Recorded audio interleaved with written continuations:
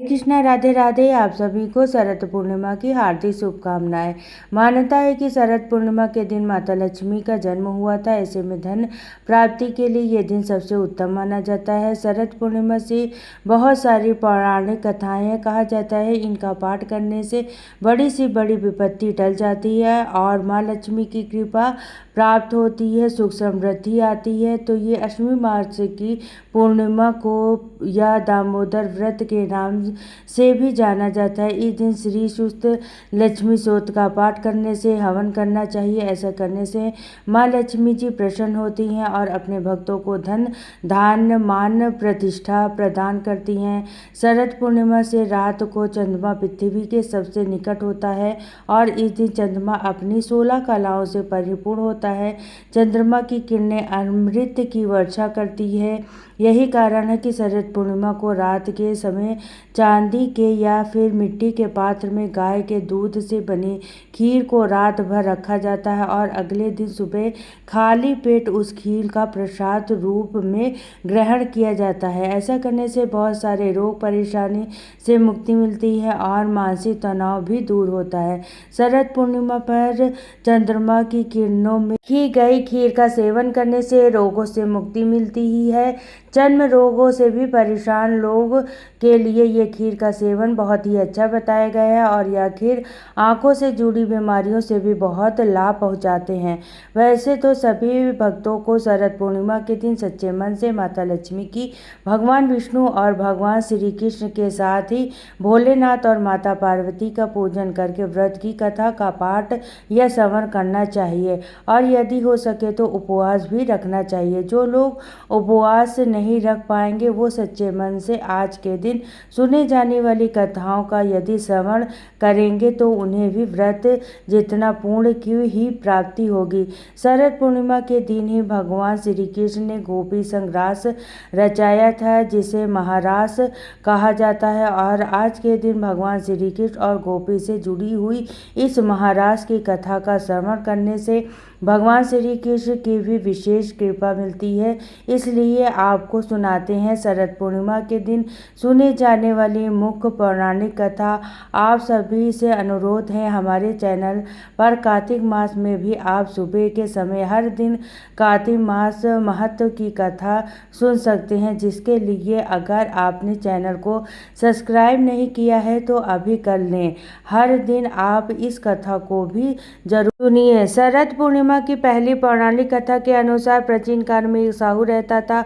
उनकी 2 बेटियां महीनों में पड़ने वाली हर पूर्णिमा तिथि को व्रत किया करती थी।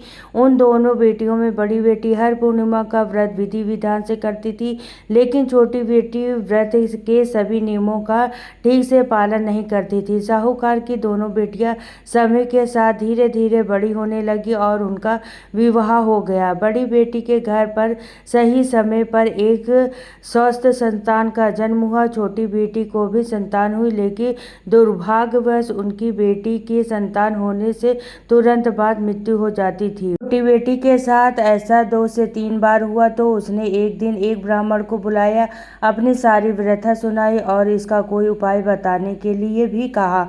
उसकी सारी बात सुनकर और कुछ प्रश्न पूछने के बाद ब्राह्मण ने उसे कहा कि तुम पूर्णिमा का अधूरा व्रत करती हो, इस कारण तुम्हारा व्रत का पूरा फल प्राप्त नहीं हो रहा है और तुम अधूरा व्रत का दोष भी लग रहा है। ब्राह्मण की बात सुनकर छोटी बेटी ने पूर्णिमा का व्रत पूरे विधि विधान से करने का निश्चय किया।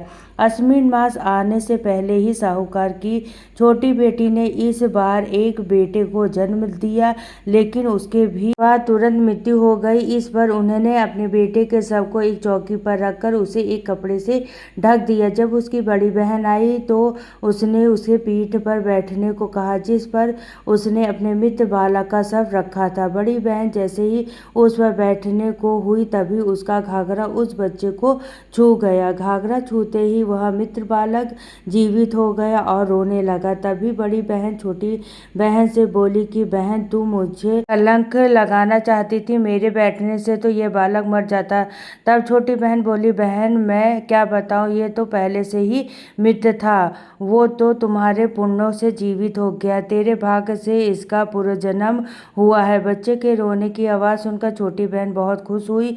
तब उसने अपनी बड़ी बहन से कहा कि बहन, तू तो पूर्णिमा का पूरा व्रत करती थी और मैं अधूरा व्रत किया करती थी, इसलिए तुम्हारे ऊपर तो हमेशा भगवान की कृपा हुई और मेरे हमेशा अधूरा व्रत करती थी, इसलिए मुझे दोष लगा और मेरी संतान जीवित नहीं रहती थी। आज तुम्हारे भाग्य से मेरी संतान भी जीवित हो उठी है। तब उस छोटी बहन ने पूरे गांव में ढिंढोरा पिटवा दिया कि जो भी कोई पूर्णिमा का व्रत करेगा वो पूरा व्रत करेगा, कोई भी अधूरा व्रत ना करे। इसके बाद से छोटी बहन ने भी शरद पूर्णिमा से ही विधि विधान से सभी नियमों का पालन करते हुए यह व्रत आरंभ कर दिए थे। इसके पूर्ण प्रभाव से उसका बालक दीर्घायु होते। अष्टमी पूर्णिमा को शरद पूर्णिमा के रूप में जाना जाता है, लेकिन ब्रज के क्षेत्र में शरद पूर्णिमा को रास पूर्णिमा भी कहा जाता है, क्योंकि ऐसी मान्यता है कि द्वापर युग में शरद पूर्णिमा की चांदनी रात को ही राधा रानी और गोपियों के साथ मिलकर भगवान श्री कृष्ण ने महारास रचाया था। पूर्णिमा की रात को महारास का वह दिव्य इतना सुंदर था कि प्रकृति भी उसे निहारने के लिए वहां ठहर गई थी। तक कि चंद्रमा ने भी स्वयं चंद्रमा की चांदनी से अमृत बरसाया था।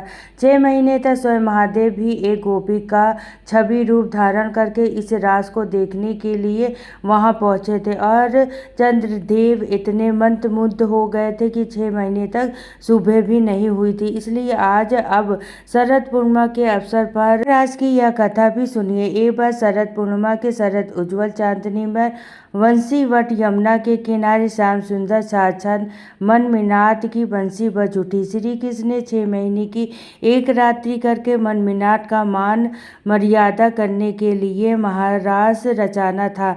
जब महारास की गूंज सारे त्रिलोक में गई तो हमारे भोले बाबा के कानों में भी उन महारास की गूंज गई। मुरली मनोहर की मीठी मुरली ने कैलाश पर्वत पर विराजमान भगवान श्री कृष्ण भोलेनाथ को मोह लिया, उनकी समाधि भंग हो गई।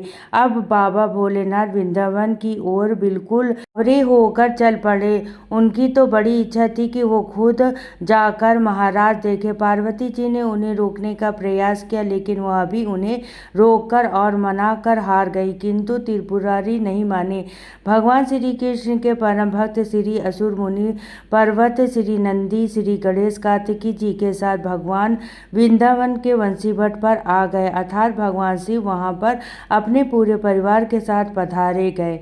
वंशीवट जहां पर महारास हो रहा था वहां गोलोकवासी गोपियों द्वार पर खड़ी हुई थी। पार्वती जी तो महारास में अंदर प्रवेश कर गई, लेकिन क्योंकि उस महारास में पुरुष का प्रवेश वर्जित था तो द्वारपालिकाओं ने श्री महादेव जी को, श्री असुर मुनि को और उनके साथ अन्य जितने भी पुरुष गण थे उन्हीं सभी को अंदर जाने से रोक दिया। श्रेष्ठ जन अर्थात श्री कृष्ण के अलावा कोई भी पुरुष इस अंत महारास में प्रवेश नहीं कर सकते। अब तो बड़ी विकट समस्या आन पड़ी है। जिस महारास को देखने के लिए भोलेनाथ इतने उत्सुक होकर अपने पूरे परिवार के साथ यहाँ पधारे थे, वो महारास उन्हें देखने को नहीं मिलेगा। ये सोचकर तो वो बड़े परेशान हुए। तब भोलेनाथ ने देवियों से कहा जो द्वार पर खड़ी हुई थी कि देवियाँ, हमें भी श्री राधा और कृष्ण के दर्शन की इच्छा है, इसलिए आप हम पर तरस खाकर कोई ऐसा उपाय बताइए जिससे कि हम भी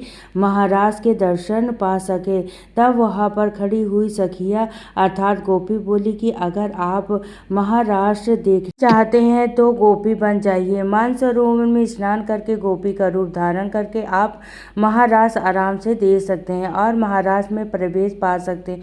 बस फिर क्या था, भगवान श्री कृष्ण अर्धनारी से पूरी नारी रूप बन गया और श्री यमुना जी ने उनका श्रृंगार कर दिया। तो सुंदर बिंदी, चूड़ी, नेल पॉलिश, ओढ़नी और ऊपर से एक हाथ का घूंघटा भी भगवान शिव का कर दिया। साथ ही साथ युगल मंत्र का उपदेश भी भगवान शिव के कानों कर दिया। अब श्री कृष्ण मोहिनी वेश में मोहन के रास स्थल पर गोपियों के मंडल में मिलकर अतिथित नेत्र से एकटक रूप से विषमोह के रूप मधुर का पान करने लगे। उनके सामने साक्षात श्री कृष्ण विराजमान थे। नटखट वेश धारण श्री रास बिहारी रास सवरी रसमयी श्री राधा रानी और गोपियों को नृत्य और रास करते हुए देखकर नटराज भोलेनाथ भी स्वयं तार तार करके नाचते हुए और बंसी बजाते। मुरली मनोहर ने तो ऐसे मधुर ऐसी मोहनी बंसी बजाई कि भोलेनाथ तो अपने शुद्ध बुद्ध ही भूल गए। बनवारी से भला क्या कुछ छिपा है। इस तरीके भगवान श्री कृष्ण के साथ भोलेनाथ कुछ देर तक तो नाचते रहे, लेकिन जब थोड़े पास पहुँचे तब भगवान श्री कृष्ण बोले कि रास के बीच में थोड़ा हास परिहास हो जाए तो इस राज का आनंद दुगना हो जाएगा। भगवान बोले कि अरे गोपी, तुम तो मेरे साथ बहुत देर से नृत्य कर रही हो, लेकिन मैं तुम्हें चेहरे तो अभी तक नहीं देखा है। नहीं, क्योंकि कुछ गोपियाँ तो यहाँ पर घूमटा भी ली हैं। मुझे जरा उनका चेहरा तो देख लेने दो। सुनते ही गोपी झट बोली, उठ प्यारे, आपसे क्या छिपा है, आप देख लो हमारा चेहरा। लेकिन जब भगवान शंकर ने यह सुना तो भगवान शंकर परेशान हो गए। बोले, हे कन्हैया, के बीचों बीच क्या सूझ गया? अच्छा भला रात चल रहा था, मुखड़ा देखने की क्या जरूरत आन पड़ी? ऐसे में मन में सोच रहे थे कि आज तो ये कन्हैया मेरी फजीहत ही कराने पर तुला हुआ है। भगवान श्री कृष्ण तो नटखट है और जानते थे कि यहाँ पर छत वेश में कौन आया है, तो भगवान श्री कृष्ण कहने लगे कि गोपी, तुम सब पंक्तियों में खड़ी हो जाओ और मैं सबका बारी बारी से दर्शन करूंगा। सुनकर भगवान शंकर को थोड़ा तसल्ली हुई। भगवान शिव बड़े चैन की सांस लेकर सोचने लगी कि चलो अब तो काम बन गए। यहाँ तो महाराष्ट्र में लाखों करोड़ों गोपियाँ हैं। अब तो सबसे अंत में इस पंक्ति के अंत में जाकर खड़ा हो जाऊंगा। कन्हैया तो मुँह देखते थक जाएंगे और मेरा नंबर भी नहीं आएगा। तब सारी गोपियाँ जो थी वह एक पंक्ति में खड़ी हो गई और सबसे अंत में जाकर भगवान शिव शंकर खड़े हो गए। जब भगवान शिव पंक्ति के साथ अंत में जाकर खड़े हो गए तो वो कन्हैया की दृष्टि अंत में पड़ गई। और कन्हैया तो कन्हैया थे, बड़े नटखट थे, शरारती भी बहुत करते थे। जब कन्हैया की दृष्टि उस पंक्ति के अंत में पड़ी तो कन्हैया कहने लगे कि अब बारी इधर से नहीं उधर से शुरू होगी, यानी कि बारी हम अंत से शुरू करेंगे। भगवान शिव बोले, अरे ये तो पंक्ति के अंत में जाकर खड़ा हो गया था, अब तो पहले ही मेरा ही नंबर आ जाएगा। और असंख्य गोपियों के बीच में भगवान शिव सोचने लगे कि चलो कोई दूसरा उपाय सोचता हूँ।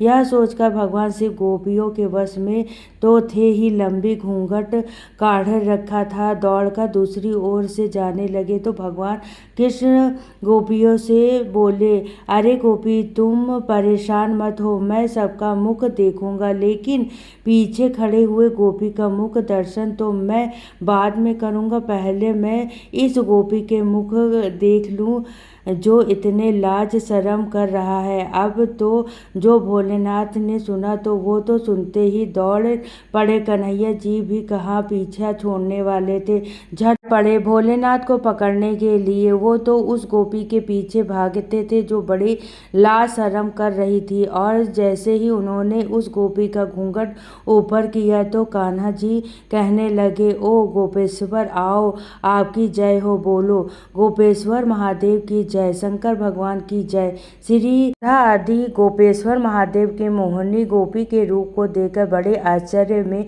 पड़ गए। वहां पर खड़ी कई सारी गोपियां भी बड़ी हैरान रह गई। तब श्री कृष्ण कहने लगे, राधे, यह कोई गोपी नहीं है, यह तो साक्षात भगवान शंकर जी है। हमारे महाराष्ट्र के दर्शन करने के लिए उन्हें एक गोपी का छम रूप धारण किया है। तब श्री राधा कृष्ण ने हंसते हुए शिव जी से पूछा, भगवान आपने यह गोपी का वेश क्यों धारण किया। तब भगवान शंकर ने कहने लगे, प्रभु आपकी यह दिव्य रस प्रेम लीला महारास देखने के लिए ही तो मैं गोपी का रूप धारण किया है। इस पर प्रसन्न होकर श्री राधा जी ने महादेव जी से कोई वर मांगने को कहा तो भगवान शिव ने यह वर मांगा कि हम चाहते हैं कि यहाँ पर दोनों के चरण कमलों में सदा ही हमारा वास हो। आप दोनों के चरण कमलों के बिना हम कहीं अन्य वास नहीं करना चाहते हैं। तब राधा रानी और श्री कृष्ण ने महादेव की यह इच्छा भी पूर्ण कर दी। इसके बाद तो कितना सुंदर महारास हुआ कि भगवान कृष्ण ने कथक किया और भगवान शिव ने सुंदर तांडव नृत्य, जितना वर्णन अगर साक्षात महासरस्वती भी करना चाहती हूँ कभी नहीं कर सकती है। इस महारास में खूब आनंद आया। भगवान कृष्ण ने ब्रह्मा जी की एक रात्र ले ली, लेकिन गोपी इसे नहीं समझ पाई। केवल अपनी गोपियों के प्रेम के कारण ही श्री कृष्ण ने उस रात्र को बढ़ाकर इतना लंबा कर दिया। गोपियों ने एक रात कृष्ण के साथ अपने प्राण प्रिय पति के रूप में बिताया है, लेकिन यह कोई साधारण रात नहीं था। ब्रह्मा जी की रात थी जो लाखों वर्ष तक चली आ रही है। आज भी कहते हैं कि वृंदावन में निधिवन में प्रतिदिन भगवान श्री कृष्ण रास रचाते हैं। भगवान श्री कृष्ण के लिए तो कुछ भी असंभव नहीं है, वो तो सब कुछ कर सकते हैं क्योंकि वो भगवान है।